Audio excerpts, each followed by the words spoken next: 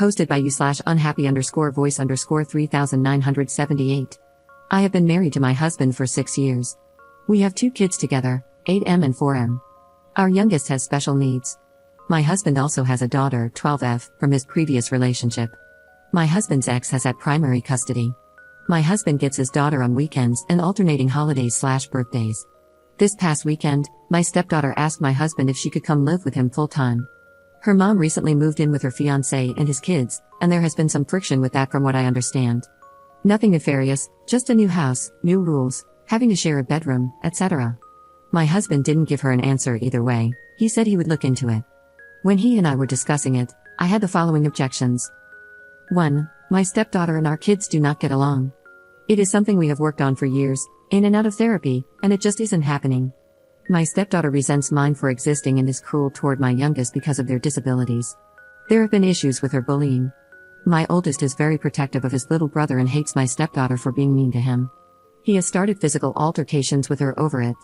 The truth is that most of the time we have my stepdaughter, I make arrangements to take the boys to visit their grandparents, or my husband takes her out of the house for daddy-daughter time to avoid conflict.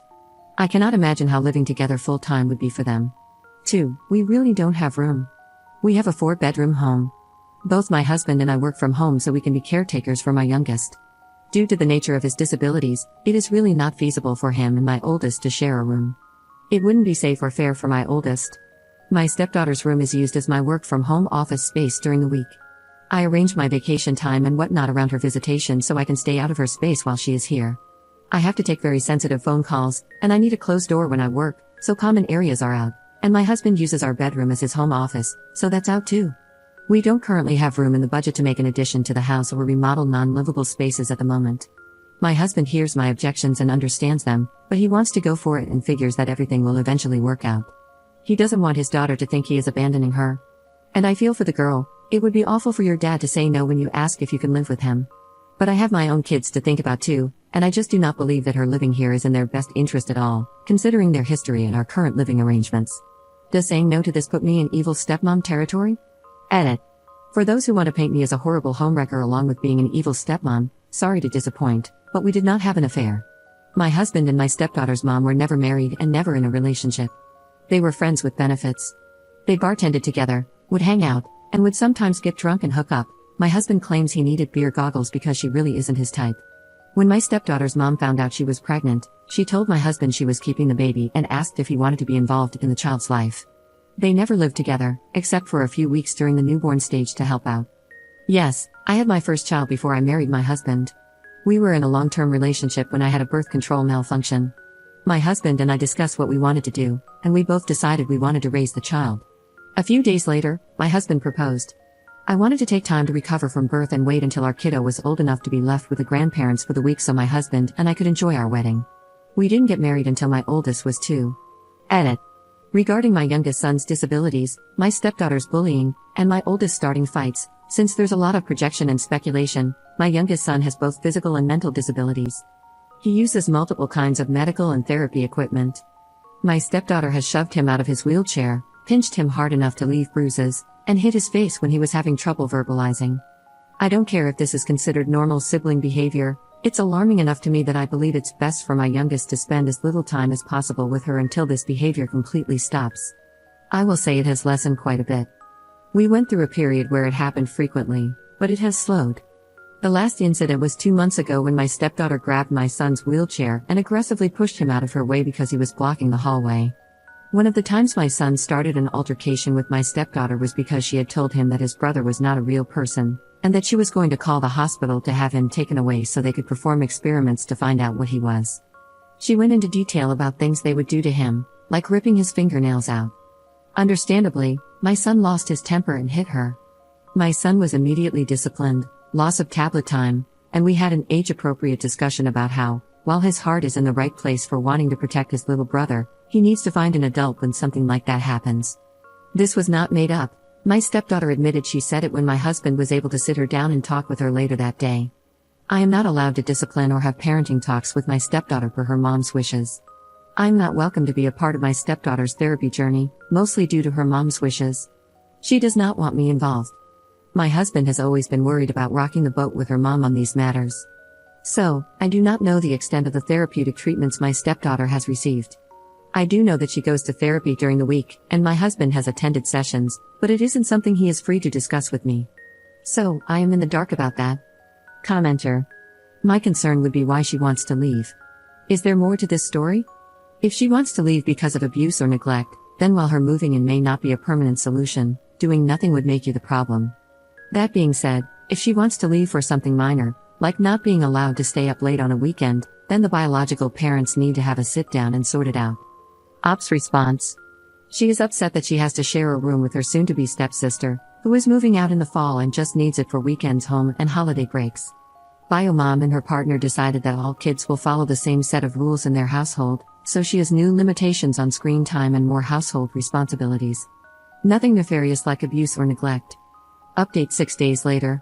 So last week, my husband and I sat down together and talked about my stepdaughter coming to live with us full-time and how that would work out. It was a difficult discussion because, as some Redditors had suggested, I really pushed hard for him to think things through and figure out the obstacles. Where would he and I work? Common areas are out due to the nature of our jobs. I can't use them due to employer restrictions, and he does some adult things in his work that we don't want the kids to see. How are we going to handle the animosity and bullying between the kids?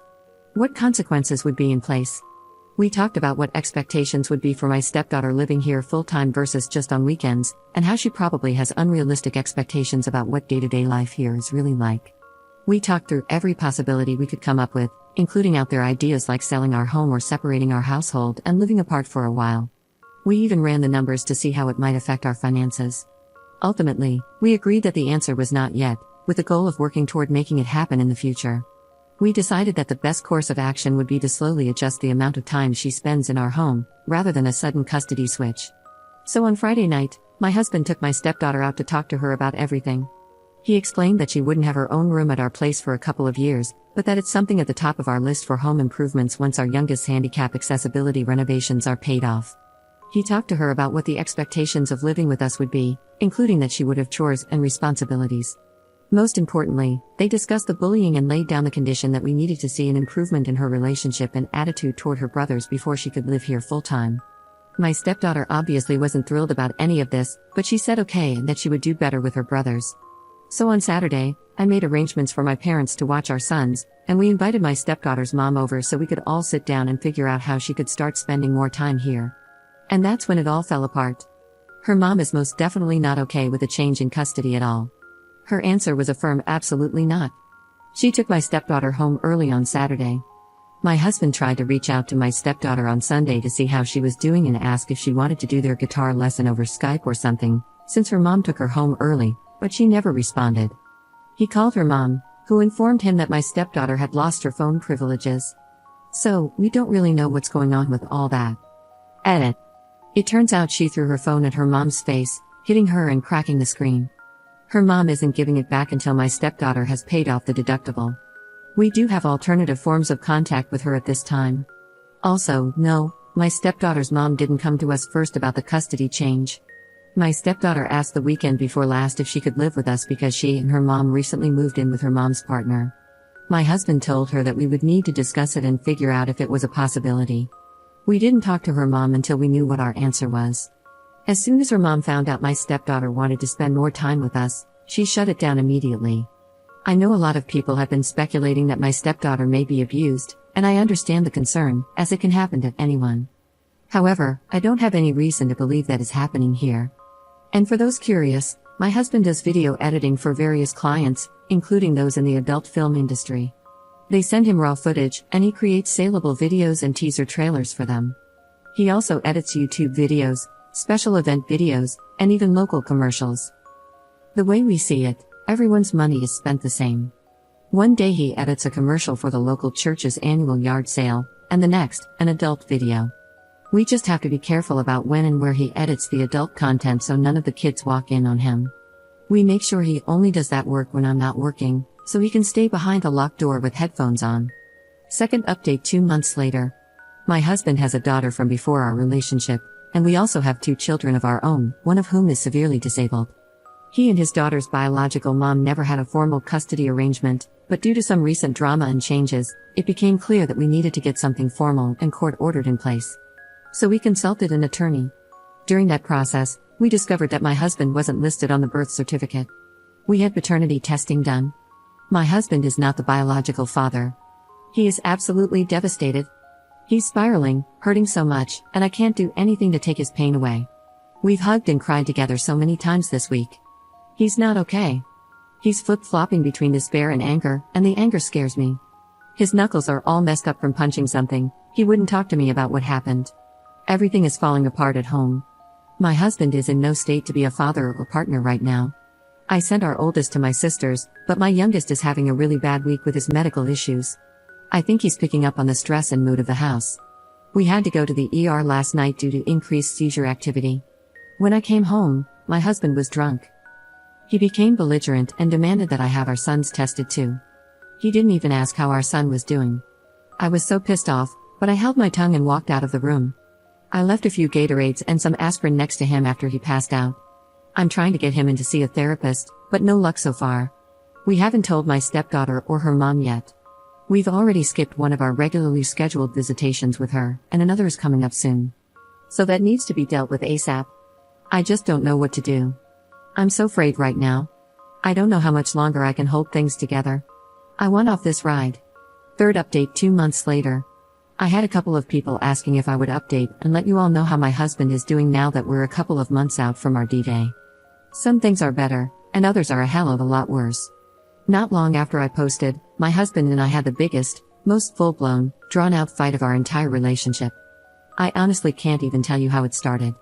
It was one of those little things that just triggered everything, and all the stress, anger, resentment, and other negative emotions we've been feeling were completely taken out on each other. Afterward, I took the kids and left. I refused to come home until my husband got his head out of his rear and talked to someone about all of this. The silver lining to the blowout was that it did spur my husband on to start dealing with everything.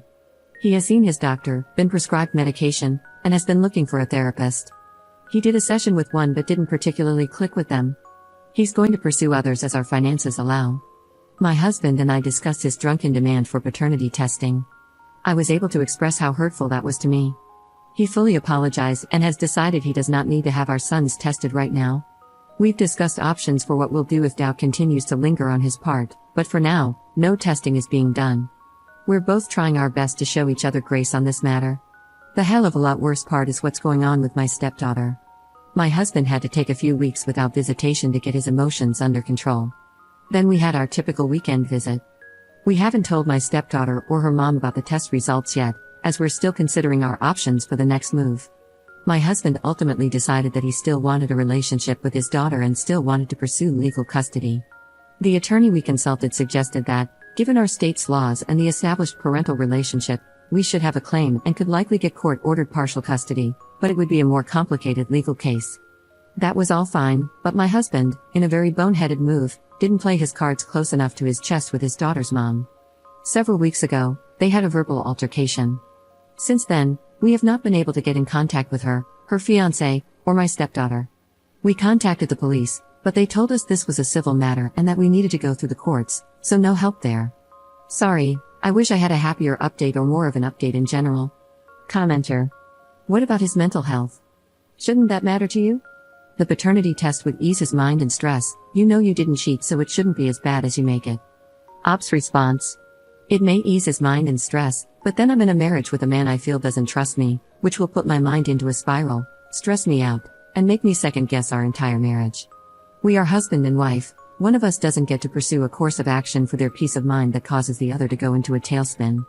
We can have the tests done once we have some extra money, but only if my husband is willing to do counseling with me about it. That's the only way I see it happening without it destroying our marriage.